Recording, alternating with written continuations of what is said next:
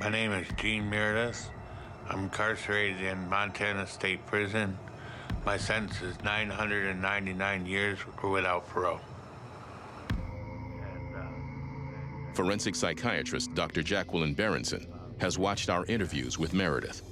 She has not treated Meredith, but has reviewed his psychiatric evaluation, where he was diagnosed with schizoaffective disorder. Schizoaffective disorder is a psychotic disorder, which means that a person has a difficulty with reality.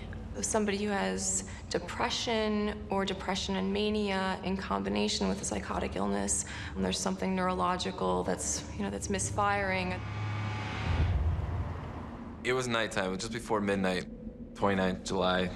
The call came in, nude female, possibly deceased in an alley. We found this woman naked, her clothes folded very neatly beside her body.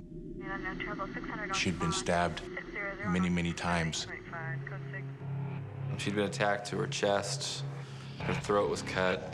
She had defensive wounds on her hands, in between her fingers. It was evident that she fought for her life. I remember looking at her body and thinking, I know this woman, but I didn't know the context. Then, detectives find a license in the woman's clothing. She's 51-year-old Rose Torres, a former corrections officer. I remembered her when she worked at the jail. She just happened to be there at the wrong time, the wrong place.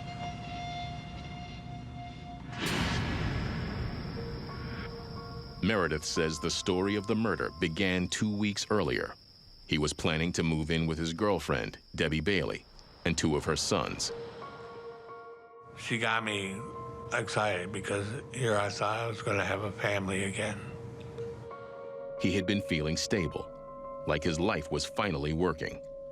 So he stopped taking the medication that helped control the voices in his head.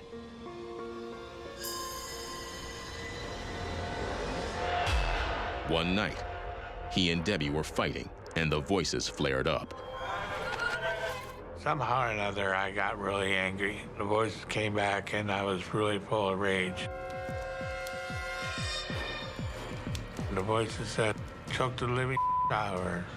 Choke her. Her eyes started curling up, and she started gagging, and she started having trouble breathing. She was about ready to pass out. I was really scared, and I was hanging on to his hands around my neck. I was telling him that I loved him, and then eventually he let go of my neck. Meredith tells Debbie that it's the voice that made him do it. He asks her not to tell anyone. I went and I told my friends, and he got all mad at me over that. Debbie also tells her grown son, Ed. And that's when I lost it. They talked her into changing her mind about me moving in. I wasted 4 years of my life on her, and those people need to pay. I got so angry, and the voices being so loud. Nothing that I had experienced before. It was just tenfold.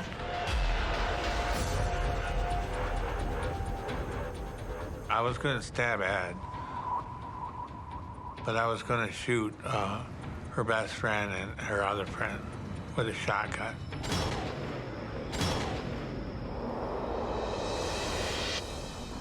July 29th, 2006, 7 hours before the murder of Rose. Meredith grabs a knife from his kitchen. That was the biggest knife there was. It just seemed handy, intimidating. It would do the damage that I was seeking. He heads to the apartment of Ed, Debbie's grown son. I got on my bike and I rode across town. When I got to Ed's place, I was yelling and screaming, yelling inside the window for him to come out. Suddenly, Meredith realizes he's not alone. Sitting on the curb nearby, smoking a cigarette, is Rose Torres. Here I was waving this knife, yelling and screaming for Ed to come out. And then I noticed her. She was sitting to the side against the signpost. Somehow or another, Rose calmed me down. I sat down next to her and started a conversation with her. But in my head, the voice was saying, she's gonna say something. She's a witness. You gotta get rid of the witness. No witnesses. No witnesses. I asked her, would you like to stop at the bar and have a couple of drinks? She said yes. They spend several hours drinking. All the while, Meredith says his voices are hounding him. I was talking with the voices.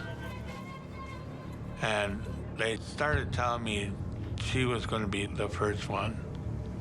And then we're going to get the rest of them. He resists the voices. But then, And she started smoking all my cigarettes like Debbie used to do. Rose takes his last cigarette. And then the voices came back to me, and they started saying, she ain't no different than Debbie. Let's do her in. At that moment, he's right back in that place where he's intending to kill somebody.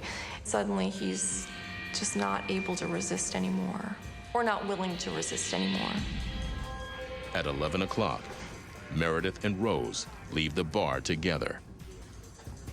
As we were walking, the voices were turning up the volume. They were continually getting louder and louder. The voices are saying, pretty soon, Gene, pretty soon. We started walking down the alley.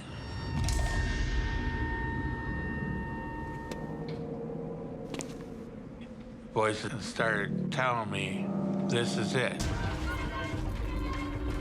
This is where we're gonna do it. Tell her to get undressed. She took her clothes off and folded them and set them beside the dumpster. And she laid down. And that's when I took out my knife. I said, now this is for you. I stabbed her here, here, here, here, and then there. Each time I stabbed her, the voices were turning down. They were getting dimmer and dimmer.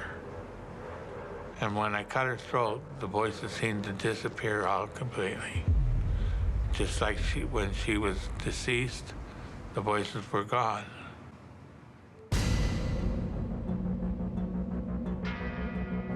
After the brutal stabbing, Meredith wipes the bloody knife with a plastic grocery bag and throws away the bag in a dumpster.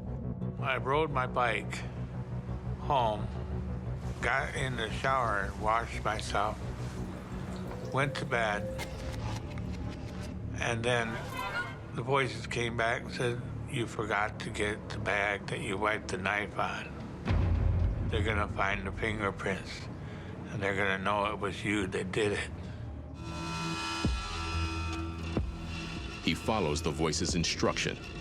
He takes Debbie's van and returns to the alley. But two men have discovered Rose's body. If I had the knife, I would have probably killed them too. You know, witnesses. They tell him the police are on their way, and Meredith flees. The voice of rage and anger was Meredith's defense against the world. Gene don't have no fight. Gene don't have nothing.